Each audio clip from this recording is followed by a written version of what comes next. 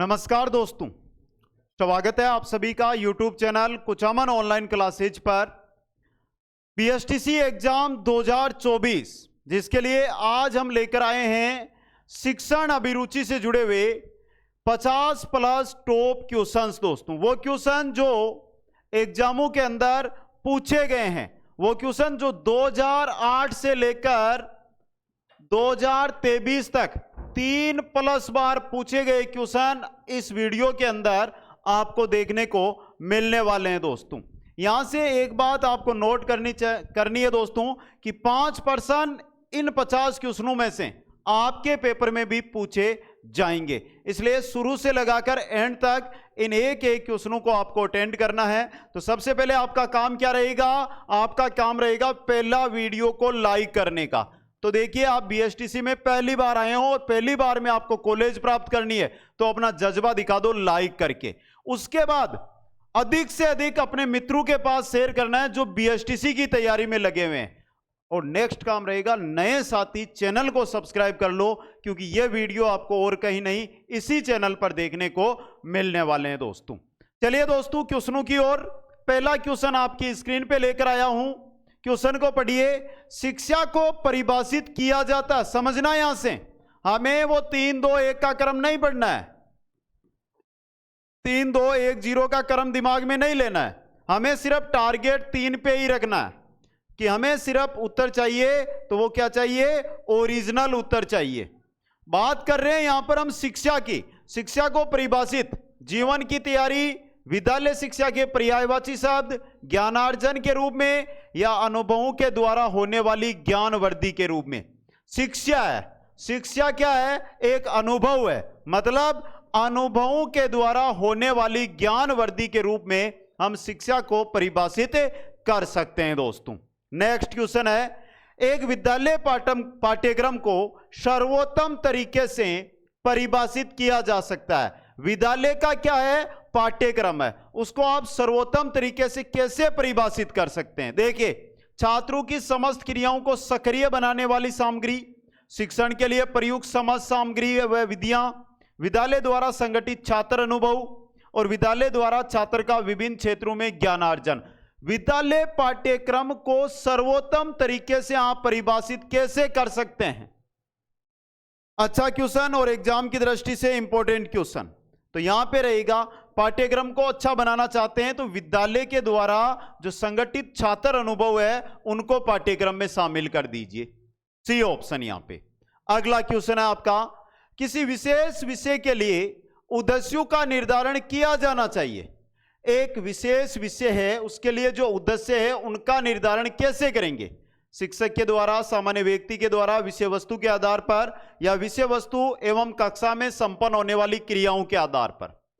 किसके आधार पर करोगे? विशेष विषय के लिए उद्देश्य, एक तो पहले तो विषय वस्तु हमारे पास होनी चाहिए, दूसरी जो कक्षा में संपन्न होने वाली क्रियाएं हैं इनके द्वारा। तो डी ऑप्शन यहां पे सही रहेगा। क्वेश्चन नंबर 4, शिक्षा के लक्ष्यों के निर्धारण में प्राथमिक दायित्वों का निर्वाह किया जाना चाहिए। सीधी सी बात है, बात कर रहे हैं यहां पर प्राथमिक दायित्वों की। शिक्षक को, प्रशासकों को, पाठ्यपुस्तक लेखकों को या समाज को शिक्षा के जो लक्ष्य हैं उनका निर्धारण प्राथमिक जहां पर भी नाम आए वहां पर घर या समाज, ये 2 चीजें आप कॉमन रखना। यहां पे इनमें से समाज आ रहा है, तो डी ऑप्शन समाज आपका सही रहेगा। क्वेश्चन नंबर 5, जॉन ड्यूवी ने शिक्षा को परिभाषित किया है जीवन की तैयारी के रूप में, कार्य करने हेतु उद्यत रहने के रूप में, ज्ञानार्जन के रूप में या करके सीखने के रूप में।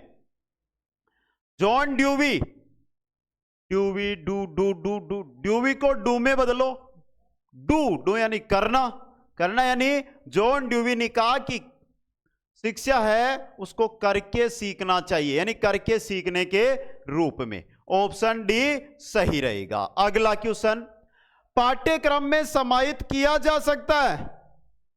अच्छा क्वेश्चन है ये भी, पाठ्यक्रम में समाहित किया जा सकता है किसको? विषय वस्तु जिसे विद्यालय में छात्र पढ़ते हैं विषय जो विद्यालय के प्रशासकों द्वारा निर्धारित किए जाते हैं, विद्यालय कार्यक्रमों के द्वारा छात्र को प्रदान किए जाने वाले संपूर्ण अनुभव या पाठ योजनाएं जिन्हें शिक्षक तैयार करते हैं। पाठ्यक्रम में समाहित यानी सम्मिलित किसको करना चाहिए? विद्यालय के कार्यक्रमों के द्वारा छात्र को प्रदान किए जाने वाले संपूर्ण अनुभव होते हैं वो। तो सी ऑप्शन सही रहेगा। अगला क्वेश्चन, पाठ्यक्रम का वह भाग जो छोटे बालकों की आवश्यकताओं की पूर्ति के उद्देश्य से निर्मित किया जाता है उसे क्या कहते हैं? छोटे बालकों की आवश्यकताओं की पूर्ति के उद्देश्य से जो भाग निर्मित किया जाता है उसे क्या कहा जाता है? अध्ययन कार्यक्रम, सामान्य शिक्षा, वैकल्पिक विषय या विशिष्ट शिक्षा, उसे क्या कहते हैं? सामान्य शिक्षा। बी ऑप्शन सही रहेगा। अगला क्वेश्चन, प्राय सामान्य शिक्षा के पाठ्यक्रम के संदर्भ में निम्नलिखित तर्क प्रस्तुत किया जाता है। कौन सा तर्क प्रस्तुत किया जाता है? देखिए, छात्र के लिए जो भी आवश्यक ज्ञान है उसे उचित रूप प्रदान किया जाना चाहिए। छात्र को उसके द्वारा चयनित कार्य क्षेत्र के लिए तैयार किया जाए। छात्र को भारतीय सांस्कृतिक धरोहर की ओर उन्मुख किया जाए। छात्र को नागरिकता और सामाजिक कुशलताओं का प्रशिक्षण प्रदान किया जाए। सामान्य शिक्षा छोटे बालकों वाली, तो वहां पर यह रहा, छात्र को एक तो नागरिकता और सामाजिक जो कुशलता है इनका प्रशिक्षण प्रदान किया जाना चाहिए। दोस्तों, क्वेश्चन नंबर 9, प्रकार्यात्मक गणित। गणित का एक ऐसा प्रकार है जो सर्वाधिक बल देता है। प्रकार्यात्मक गणित गणित का एक ऐसा प्रकार है जो सर्वाधिक बल देता है। किस पर? मंद सीखने वाले छात्रों की आवश्यकता पर, दैनिक गणित संबंधी समस्याओं के समाधान पर, ज्यामितीय गणित के कार्यों के समाधान पर, या साधारण गणित संबंधी समस्याओं के मानसिक व्यायाम पर। अगर यहां पर हमारे जीके की क्लास होती तो वहां पर हम अगर ऑप्शन नहीं पढ़ते और सीधा उत्तर देखते ना कि ये उत्तर सही है तो चलता, लेकिन ये एक शिक्षा मनोविज्ञान का बच्चा है। शिक्षण अभिरुचि जो हम पढ़ रहे हैं, टीचिंग एप्टीट्यूड या एटीट्यूड, ये शिक्षा मनोविज्ञान है। आपके आगे आएगी जब शिक्षक भर्तियों की तैयारी करोगे, तो उसका छोटा बच्चा है ये।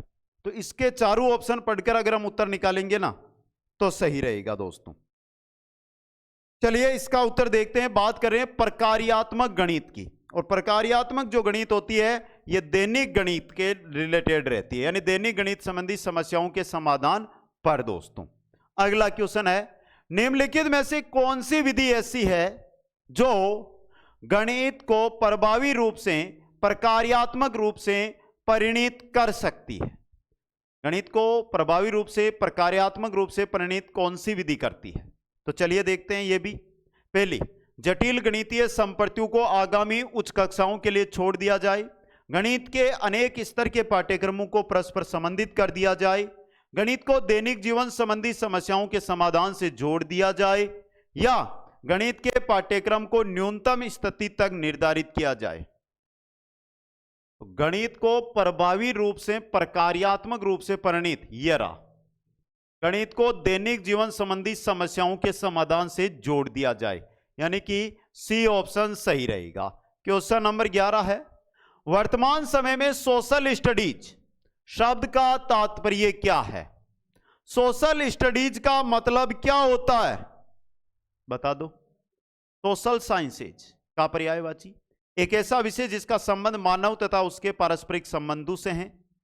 सोशल एजुकेशन एवं सोशल लिविंग से मिलता जुलता शब्द है, या सोशल लिविंग का समानार्थी शब्द है।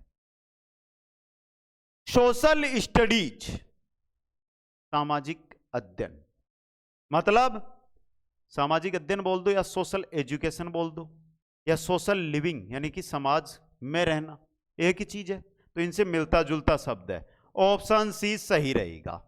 आप यहां पे मेरे हिसाब से सभी साथी सोशल साइंसेज को लेते, लेकिन साइंसेज की बात नहीं कर रहे हैं, समझ गए। अगला क्वेश्चन, विषय वस्तु के संबंध में अधिकांश शिक्षाविद एकमत है कि, विषय वस्तु के संबंध में अधिकांश शिक्षाविद एकमत है कि, अच्छा क्वेश्चन है ये भी, विषय वस्तु मात्र अध्ययन और पाठ्यक्रम तक ही सीमित हो, छात्रों के केवल विषय वस्तु का शिक्षण पर्याप्त नहीं है, पाठ्यक्रम के सभी पक्ष विषय वस्तु के अंतर्गत आते हैं, यदि विषय वस्तु को तार्किक आधार पर चुना गया है तो अध्ययन पाठ्यक्रम एक संकीर्ण विचार है। विषय वस्तु के संबंध में अधिकांश शिक्षाविद एकमत है। किस बात को लेकर? इस बात को लेकर यदि आप है ना विषय वस्तु को तार्किक आधार पर चुन रहे हैं तो अध्ययन पाठ्यक्रम है वो एक संकीर्ण विचार रहेगा। ऑप्शन डी है जो सही रहेगा। अगला क्वेश्चन, आधुनिक प्राथमिक कक्षाओं में अंकगणित पढ़ाने का उद्देश्य क्या है? आधुनिक प्राथमिक जो कक्षाएं हैं उनमें आप अंकगणित पढ़ा रहे हैं तो अंकगणित पढ़ाने का क्या उद्देश्य है? चलिए देखते हैं। पहला, छात्रों द्वारा व्यवहारिक समस्याओं का समाधान, छात्रों को विभिन्न सूत्रों व सिद्धांतों का ज्ञान प्रदान करना, छात्रों को वर्गमूल एवं लघुत्तम महत्तम का ज्ञान प्रदान करना, छात्रों को सामान्य गणित नियम तथा पहाड़ों की जानकारी देना। देखिए ये छात्रों नहीं है, ये छात्रों ही है दोस्तों। अंकगणित और प्राथमिक कक्षा में अंकगणित मतलब छात्रों द्वारा व्यवहारिक समस्याओं का समाधान। ऑप्शन ए सही रहेगा। क्वेश्चन नंबर 14 है, शिक्षा को सर्वोत्कृष्ट रूप से परिभाषित किया जा सकता है। किसके रूप में शिक्षा को आप परिभाषित कर सकते हैं?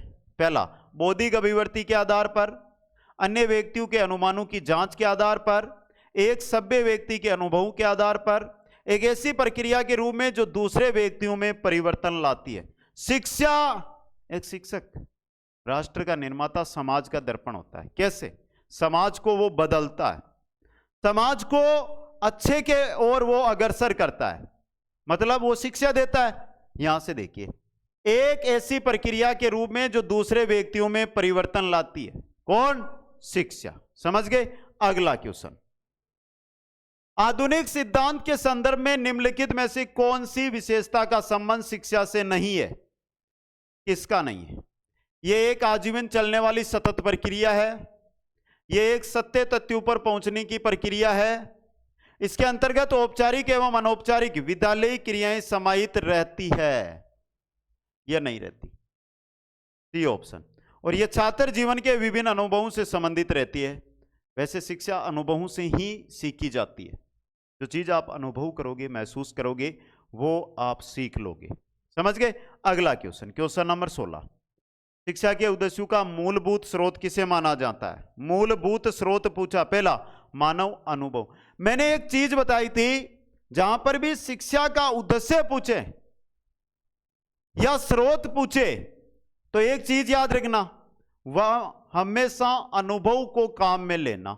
ऑप्शन देखो, मानव अनुभव, शिक्षा प्रदान करने वाले कॉलेज, व्यवसायिक संगठन या शिक्षा मनोविज्ञान। तो उद्देश्यों का मूलभूत स्रोत होता है मानव का अनुभव। अगला क्वेश्चन है, प्राय सभी शिक्षा शास्त्री इस तथ्य से सहमत है कि शिक्षा होनी चाहिए। कैसी होनी चाहिए शिक्षा? कैसी? तो देखिए, केवल बौद्धिक विकास के लिए, व्यवहारिक पक्ष को उन्नत बनाने के लिए, व्यक्ति को उसके वातावरण में समायोजन करने के लिए, या सैद्धांतिक पक्ष को उन्नत करने के लिए। प्राय सभी शिक्षा शास्त्री इस तथ्य से सहमत है। यहां पे शिक्षा की बात नहीं कर रहे हैं, शिक्षा के बारे में जो शिक्षा शास्त्री कह रहे हैं उनकी बात है कि शिक्षा शास्त्री इस तथ्य से सहमत है कि शिक्षा कैसी होनी चाहिए। शिक्षा एक छात्र का बौद्धिक विकास करने वाली होनी चाहिए। वैसे ऑप्शन ए सही रहेगा। अब यह मत बोल देना कि व्यक्ति उसके वातावरण में समायोजन के लिए, हां है, लेकिन अंक 2 ही मिलेंगे, 3 अंक नहीं मिलेंगे। चलिए नेक्स्ट में, प्राथमिक स्तर के पाठ्यक्रमों का झुकाव किस ओर होना चाहिए? प्राथमिक स्तर के जो पाठ्यक्रम है उनका झुकाव विषय वस्तु की ओर, संपूर्ण विषयों पर साधिकार चेष्टा की ओर, सामाजिक विकास की ओर, या बाल अभिवृत्ति के समस्त पक्षों की ओर। बाल अभिवृत्ति, अभी रुचि नहीं है, समझे आप? तो बालक को जो उसकी रुचि है उसकी ओर धकेलना, उस ओर होना चाहिए प्राथमिक स्तर के पाठ्यक्रमों का झुकाव। बाल अभिवृत्ति के जो समस्त पक्ष है उनकी ओर। डी ऑप्शन सही रहेगा।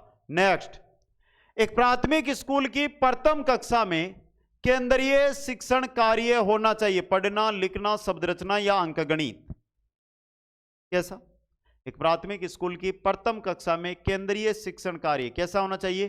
पढ़ना। ऑप्शन ए सही रहेगा। नेक्स्ट, प्रगतिशील शिक्षाविदों के विचार से पाठ्यक्रम संबंधी अनुभवों की श्रृंखला को निर्धारित किया जाना चाहिए। किस आधार पर? क्वेश्चन एक की जगह 3 बार पढ़ लेना। क्वेश्चन समझ में आएगा तो ही उत्तर निकलेगा। तो क्वेश्चन को ध्यान से पढ़ना, उत्तर आपके दिमाग में छपेगा। और यहां पर देखिए, पहला है छात्रों की रुचि के सातत्य अनुक्रम में आधारभूत पाठ्य पुस्तकों के संगठन के अनुरूप, पाठ्यक्रम निर्माता के संगठन के आधार पर या विषय वस्तु की तार्किकता के आधार पर। प्रगतिशील शिक्षाविदों के विचार से पाठ्यक्रम संबंधी अनुभवों की जो श्रृंखला है इसको निर्धारित किया जाना है। किसके आधार पर? छात्रों की रुचियों के सातत्य अनुक्रम में। ऑप्शन ए यहां पे आपका सही रहेगा। समझ गए? आगे चलिए, अगला क्वेश्चन है, एक पाठ्यक्रम निर्माता जो कि प्रकार्यात्मक पाठ्यक्रम के निर्माण में रुचि ले रहा है, प्रकार्यात्मक पाठ्यक्रम में रुचि ले रहा है, तो उसे अंतःसूझ होनी चाहिए शैक्षिक दर्शन की, समाज व समाज के नियमों की, मनोविज्ञान सिद्धांतों की, या सभी की? किसकी समझ होनी चाहिए? इन तीनों की। शैक्षिक दर्शन की भी होनी चाहिए, समाज और समाज के नियमों की भी होनी चाहिए, और मनोविज्ञान के जो मनोवैज्ञानिक जो सिद्धांत है या मनोविज्ञान के जो सिद्धांत है उनकी भी उसे समझ होनी चाहिए। ऑप्शन डी उपयुक्त सभी की। अगला क्वेश्चन, पाठ्यक्रम की योजना निम्नलिखित में से किसके द्वारा बनाई जानी चाहिए? 30 सेकंड का समय है। सबसे पहले किसका उत्तर आएगा उसका नाम अगले वीडियो में बोला जाएगा, इसलिए जल्दी से क्वेश्चन नंबर 22 का उत्तर कमेंट कर दो। पाठ्यक्रम की योजना निम्नलिखित में से किसके द्वारा बनाई जानी चाहिए? कक्षा के शिक्षकों द्वारा जिन्हें पाठ्यक्रम को प्रत्यक्ष रूप से प्रयोग करने का व्यापक अनुभव है, पाठ्यक्रम निर्मात्री समिति द्वारा जिसमें सभी प्रशासकों तथा पर्यवेक्षकों को सम्मिलित किया जाना चाहिए, शिक्षाविदों तथा सामान्य व्यक्तियों की एक समिति का पुनर्गठन करके, या राष्ट्रीय पाठ्यक्रम निर्माण करती समिति के पुनर्गठन। बात पाठ्यक्रम की योजना को लेकर है, कौन बना सकता है? तो ये रहा, शिक्षाविदों और सामान्य व्यक्तियों की एक समिति का पुनर्गठन करके। ऑप्शन सी सही रहेगा। क्वेश्चन 23, प्राय शिक्षा शास्त्री इस तथ्य से सहमत प्रतीत होते हैं कि पाठ्यक्रम का निर्माण एवं पुनर्निरीक्षण किया जाना चाहिए शिक्षकों एवं प्रशासकों, शिक्षकों एवं छात्रों, शैक्षिक व्यवसाय से संबंधित सभी व्यक्तियों, या उपयुक्त सभी के पारस्परिक सहयोग के द्वारा। किसके द्वारा? प्राय शिक्षा शास्त्री इस तथ्य से सहमत प्रतीत होते हैं कि पाठ्यक्रम का निर्माण व पुनर्निरीक्षण किया जाना चाहिए शिक्षकों, प्रशासकों, छात्रों, शैक्षिक व्यवसाय से संबंधित सभी व्यक्तियों, मतलब उपयुक्त सभी के पारस्परिक सहयोग के द्वारा। डी ऑप्शन सही रहेगा। नेक्स्ट, छात्र कक्षा के किसी घंटे में क्या अध्ययन करेगा यह निर्णय करता है स्वयं छात्र, माता पिता, शिक्षक या प्रधानाचार्य। छात्र कक्षा के, छात्र घर पर नहीं है, छात्र कहां है? स्कूल का एक कमरा बना हुआ है और कमरे में बैठा है यहां पे, और यहां पर अध्यापक खड़ा है। 1 घंटे की क्लास है, उसमें अध्ययन करेगा कौन? निर्धारित करेगा, यह निर्णय लेगा शिक्षक।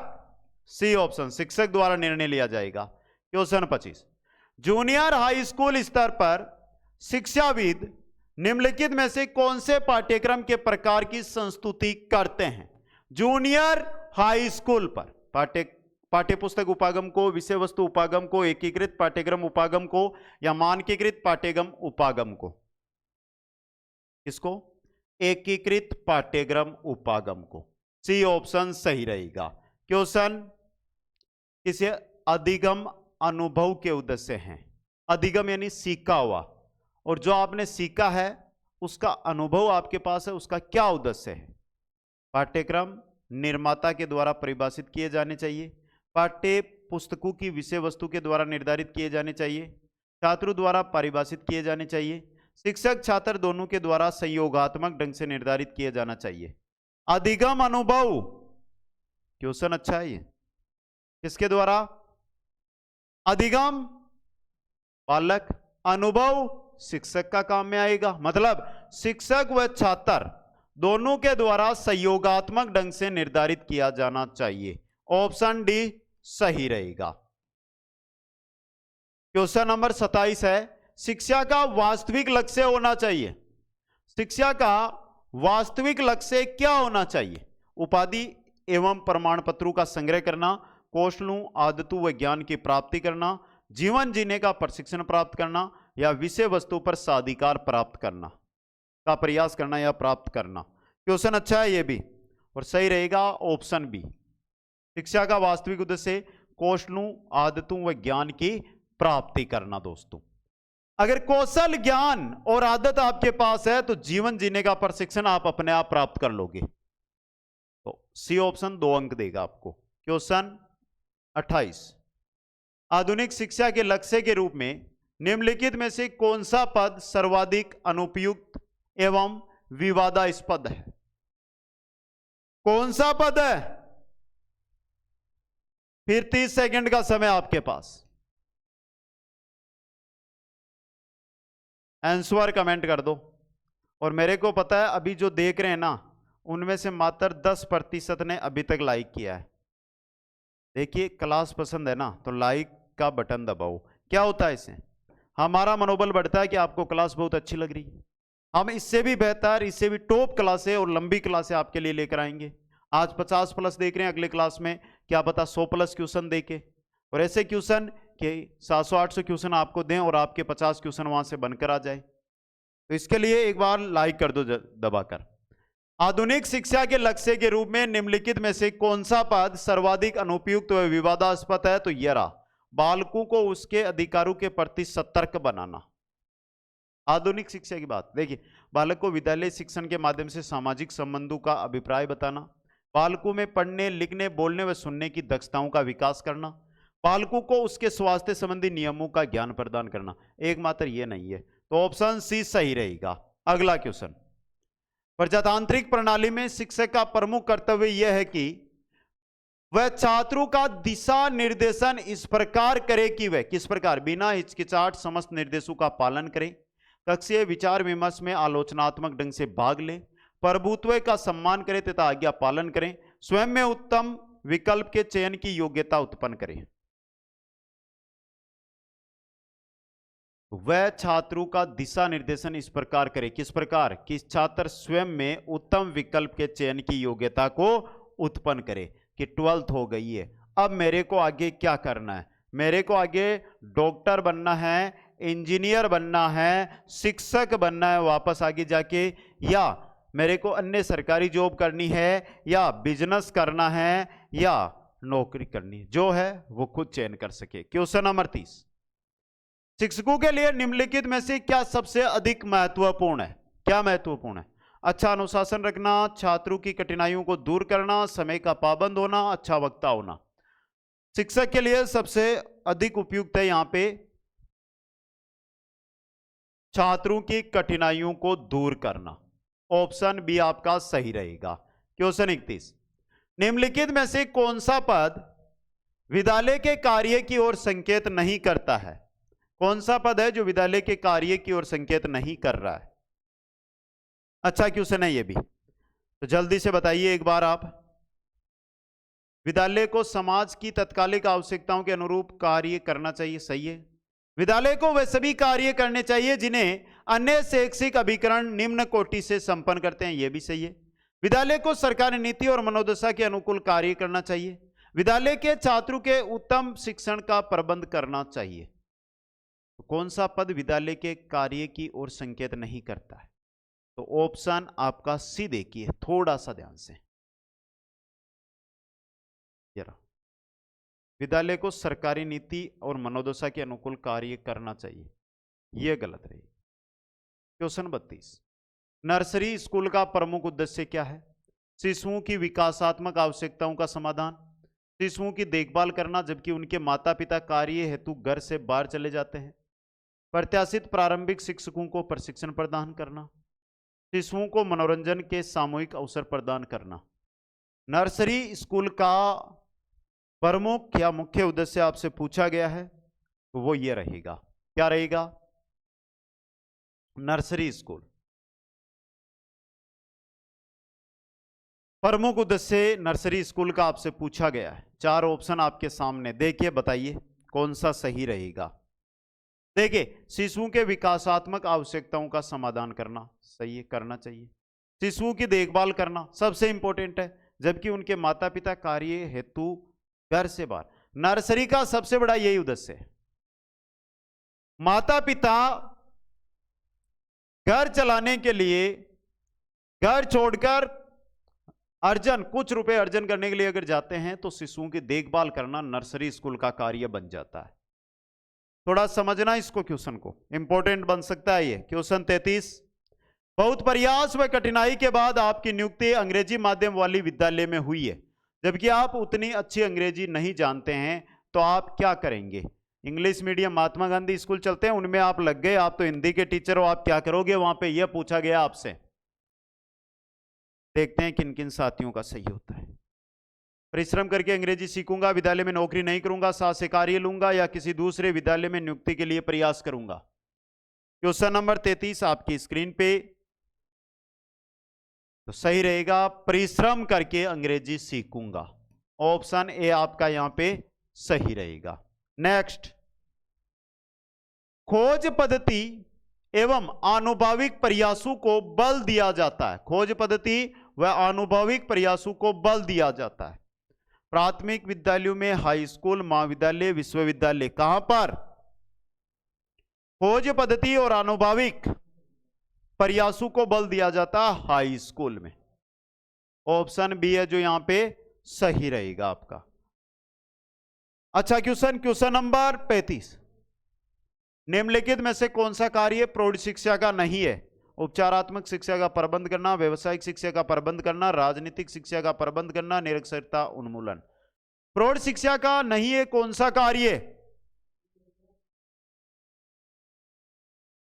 तो ये रहा, प्रौढ़ शिक्षा कर रहे हो आप, राजनीतिक शिक्षा का क्या मतलब है? राजनीति क्यों सिखानी है उन्हें? तो ये ऑप्शन राजनीतिक शिक्षा का प्रबंध करना ये नहीं है। नेक्स्ट है, हमारी प्रजातांत्रिक शैक्षिक पद्धति जोर देती है किस पर? समस्त नागरिकों में एक समान विचारों को प्रोन्नत करना, व्यक्तिगत विभिन्नताओं को समरूपीय गुणों में परिवर्तन करना, उत्तरदायित्वपूर्ण स्वतंत्रता का समावेश करना, आदेश तथा आज्ञाकारिता जैसे मूल्यों का कक्षा में समावेश करना। हमारी प्रजातांत्रिक शैक्षिक पद्धति जोर देती है, किस पर देती है? किस पर देती है? ये रहा, उत्तरदायित्वपूर्ण स्वतंत्रता का समावेश करना, सी ऑप्शन। क्वेश्चन 37, शिक्षा में प्रजातांत्रिक सिद्धांत की प्रमुख आवश्यकता है। छात्र स्व कल्याण के निर्मित स्वयं निर्णय ले, छात्रों को स्वतंत्र निर्णय का अधिकार प्रदान करना चाहिए, चाहे वे कुछ गलत क्यों ना हो, छात्रों को समस्त निर्णयों हेतु मत प्रयोग करने का अधिकार प्रदान करना हो, समूह नेता की नियुक्ति करना बजाय उसका चुनाव करने की। प्रजातांत्रिक सिद्धांत की प्रमुख आवश्यकता किसके लिए? किसके लिए? तो ये रहा, छात्र स्व कल्याण के निमित्त स्वयं निर्णय ले सके। नेक्स्ट क्वेश्चन, आधुनिक शिक्षा दर्शन के अनुरूप विद्यालय होने चाहिए। वर्तमान सामाजिक संस्थाओं के प्रतिरूप, सामाजिक विरासत को अग्रिम पीढ़ी तक पहुंचाने वाले, विशेषज्ञों द्वारा पूर्व विचारित उद्देश्यों के अनुरूप शिक्षण प्रदान करने वाले, या युवकों में सामाजिक जागरूकता पैदा करने वाले। आधुनिक शिक्षा दर्शन के अनुरूप विद्यालय कैसे होने चाहिए? कैसे होने चाहिए साथियों? आधुनिक शिक्षा दर्शन के अनुरूप युवकों में सामाजिक जागरूकता पैदा करने वाले। ऑप्शन डी सही रहेगा। नेक्स्ट है, कक्षा में अधिक जोर इस बात पर दिया जाना चाहिए कि कक्षा में प्रत्येक छात्र की आवश्यकताओं की संतुष्टि हो, संपूर्ण कक्षा की सामूहिक आवश्यकताओं की पूर्ति हो, विषय वस्तु के शिक्षण पर जोर हो, या ए व बी दोनों। क्वेश्चन 39 बहुत अच्छा है दोस्तों और इंपॉर्टेंट भी है। कक्षा में अधिक जोर इस बात पर दिया जाना चाहिए, किस बात पर? एक संपूर्ण, तो ये रहा, संपूर्ण कक्षा की सामूहिक आवश्यकताओं की पूर्ति हो सके। अगर सामूहिक आवश्यकता की पूर्ति हो गई तो प्रत्येक छात्र की आवश्यकता को संतुष्ट करने की जरूरत ही नहीं पड़ेगी। ऑप्शन बी सही रहेगा, समझ लेना, वरना आप कर देते डी ऑप्शन और मिल जाते आपको 3 अंक, सॉरी 2 अंक। अगला क्वेश्चन, प्रथम श्रेणी स्नातकोत्तर उपाधि प्राप्त 28 वर्षीय बुद्धिमान युवक को प्रशासनिक सेवाओं तथा बैंक अधिकारी संबंधी प्रतियोगिताओं में असफल होने के पश्चात बीएड में प्रवेश मिल जाता है। उसे बीएड में प्रवेश न लेकर अन्य नौकरियों के लिए पुनः प्रयत्न करना चाहिए। बीएड की पढ़ाई के साथ अन्य नौकरियों की प्रयत्नशील रहना चाहिए। अध्यापक बनने के बाद अन्य नौकरियों के लिए प्रयत्नशील रहना चाहिए। अध्यापक बनकर अपनी प्रतिभाओं का उपयोग अध्यापन कार्य में रुचि व श्रेष्ठता हासिल करने में करना चाहिए। अच्छा क्वेश्चन है और लागू आप पर भी हो रहा है ये। प्रथम श्रेणी स्नातकोत्तर उपाधि प्राप्त 28 वर्षीय बुद्धिमान युवक, जिसका आप कुछ भी नाम रख लो, जैसे शिवपाल जी नाम है उसका, या उसका महिपाल जी नाम है, या महिराम जी है, या संजय जी है। सेवाओं तथा बैंक अधिकारियों संबंधी प्रतियोगिताओं में असफल होने के पश्चात बीएड में प्रवेश लेता है। प्रवेश करके बाद अध्यापक बनकर अपनी प्रतिभाओं का उपयोग अध्यापन कार्य में रुचि व श्रेष्ठता हासिल करने में करना चाहिए। डी ऑप्शन यहां पे सही रहेगा। क्वेश्चन 41, यदि कोई अभिभावक प्रधानाचार्य के पास किसी अध्यापक की शिकायत लेकर आए तो उसे क्या करना चाहिए? अभिभावक प्रधानाचार्य के पास किसी की शिकायत लेकर आ गया है, क्या करेंगे? उसे शिकायत पर ध्यान नहीं देना चाहिए, गलत बात। उसे पहले अध्यापक के साथ अलग से बातचीत करके जानना चाहिए कि शिकायत कहां तक सच है। यही सही है आपका, बी ऑप्शन। क्वेश्चन 42, कोर पाठ्यक्रम के अंतर्गत क्या सम्मिलित है? कोर पाठ्यक्रम के अंतर्गत क्या शामिल है? एक कोर्स के द्वारा अनेक संबंधित कोर्सों को प्रतिपादित किया जाता है। समस्त वर्ग के छात्रों को एक समान प्रारंभिक अनुभव प्रदान किए जाते हैं।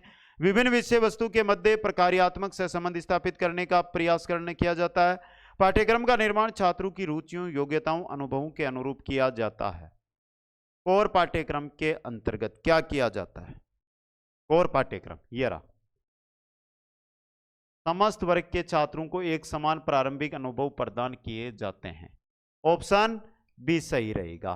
क्वेश्चन 43, कोर पाठ्यक्रम निम्नलिखित में से किस बिंदु पर जोर नहीं देता है? प्रजातांत्रिक, समस्या समाधान, विषय वस्तु के उचित संगठन या सहकारी योजना? कोर पाठ्यक्रम किस बिंदु पर जोर नहीं देता है? कोर पाठ्यक्रम किस पर जोर नहीं देता है? विषय वस्तु के उचित संगठन पर। सी ऑप्शन सही रहेगा। क्वेश्चन 44, शिक्षण व्यवसाय को आप निम्नलिखित कार्य विभाजन में से कहां वर्गीकृत करेंगे? शिक्षण व्यवसाय है, इसको आप जो कार्य विभाजन है वहां पर कहां वर्गीकृत करेंगे? क्लर्क व्यवसाय, प्रबंधन व्यवसाय, उच्च व्यवसाय या नौकरी? शिक्षण व्यवसाय को आप क्या मानते हैं इनमें से? बौद्धिक व्यवसाय, ज्ञान का व्यवसाय, यानी कि उच्च व्यवसाय। C option. क्वेश्चन नंबर 45, निम्नलिखित में से कौन सा क्रांतिक कारक है जो शिक्षण को उच्च व्यवसाय के रूप में स्वीकृति प्रदान करता है? संशोधित वेतनमान, दीर्घगामी प्रशिक्षण काल, स्फूर्तिपूर्ण शिक्षक या विद्यालय का उत्तम अनुशासन? क्वेश्चन अच्छा है, बता दो। उच्च व्यवसाय के रूप में, शिक्षण को उच्च व्यवसाय के रूप में स्वीकृति कौन सा प्रदान कर रहा है? ये रहा, विद्यालय का उत्तम अनुशासन। Option D. क्वेश्चन 46, सामान्य रूप से ऐसा माना जाता है कि, क्या माना जाता है? सामान्य रूप से ऐसा माना जाता है कि प्रत्येक शैक्षिक समूह को अपना स्वतंत्र संगठन बनाना चाहिए। प्रशासक एवं शिक्षक दोनों को पृथक पृथक व्यावसायिक संगठन बनाने चाहिए। प्रत्येक व्यावसायिक संगठन में अनेक स्तरों पर नेतृत्व का समावेश करना चाहिए, या उपयुक्त सभी सत्य है? सामान्य रूप से ऐसा माना जाता है कि, क्या माना जाता है? यह माना जाता है दोस्तों, प्रत्येक व्यावसायिक संगठन में अनेक स्तरों पर नेतृत्व का समावेश करना चाहिए। ऑप्शन सी आपका। एक बार यहां से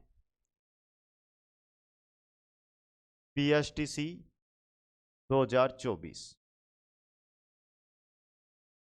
समझना, यहां से समय है, फायदा उठा लो। संपूर्ण कोर्स मात्र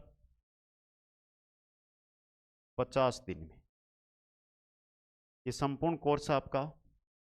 जो कुचामन ऑनलाइन क्लासेज ऐप है, ऐप का लिंक डिस्क्रिप्शन में है। उस ऐप को ओपन करोगे तो ऐप के स्टोर में ये कोर्स आपको मिल जाएगा, वहां से इसको प्राप्त करना है। वर्तमान में बीएसटीसी का जो कोर्स है इस पर 70% का ऑफ चल रहा है, समझ गए। तो जो भी साथी बीएसटीसी 2024 में पहले प्रयास में, एक चीज नोट कर लो, पहले प्रयास में सफलता प्राप्त करना चाहता है वो आज ही इस कोर्स के माध्यम से जुड़िए, बेहतरीन तैयारी करेंगे। कोर्स के अंदर आपको क्या मिलेगा वो चीज भी आपको मैं बता देता हूं, वो चीज भी आपके लिए इंपॉर्टेंट रहेगी। इस कोर्स के अंदर आपको सबसे इंपॉर्टेंट चीज कंप्लीट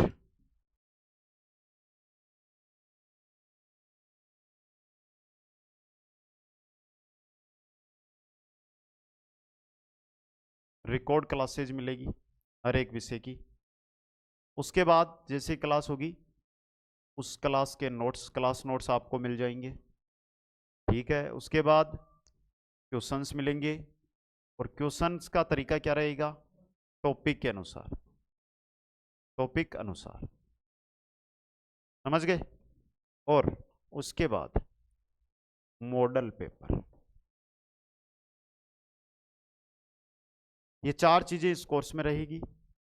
50 दिन का टारगेट है, 50 दिन के अंदर आप ये चीज तो कवर कर लोगे, फिर आपको सिर्फ मॉडल पेपर सोल्व करने हैं दोस्तों। तो जो भी साथी बीएसटीसी 2024 के इस वीडियो को देख रहा है वो एक बार ऐप को जरूर डाउनलोड करें, ऐप पर आए, और अगर उसको कुछ जानकारी चाहिए तो नीचे एक नंबर चल रहे हैं स्क्रीन के नीचे, देखिए उन नंबर पे वो संपर्क कर सकता है दोस्तों। चलिए क्वेश्चन नंबर हमारा है 47। वर्तमान काल में शिक्षक को सम्मान का स्तर आंका जाता है, किससे आंका जाता है? यह क्वेश्चन भी अच्छा है। एक व्यवसायिक कर्मी के कुछ अधिक केवल व्यवसायिक कर्मियों के समकक्ष, एक मजदूर के समकक्ष, एक मजदूर और एवं व्यवसायिक कर्मी के मध्य की स्थिति के रूप में वर्तमान काल में शिक्षक के सम्मान का स्तर किस प्रकार का आंका जाता है? कैसा आंका जाता है? तो ये रहा, एक मजदूर एवं व्यवसायिक कर्मी के मध्य की स्थिति के रूप में। डी ऑप्शन सही रहेगा। क्वेश्चन 48, निम्नलिखित में से कौन सा कथन शिक्षक की सर्वोत्तम कक्षीय स्थिति की ओर संकेत करता है? कौन सा? वह कक्षा का चेयरमैन है, वह कक्षा समूह निर्देशक है, वह कक्षा का एक ही सदस्य है, वह कक्षा का प्रभुत्ववादी शासक है। निम्नलिखित कौन सा कथन शिक्षक की सर्वोत्तम कक्षीय स्थिति की ओर संकेत करता है? बता दो जल्दी से।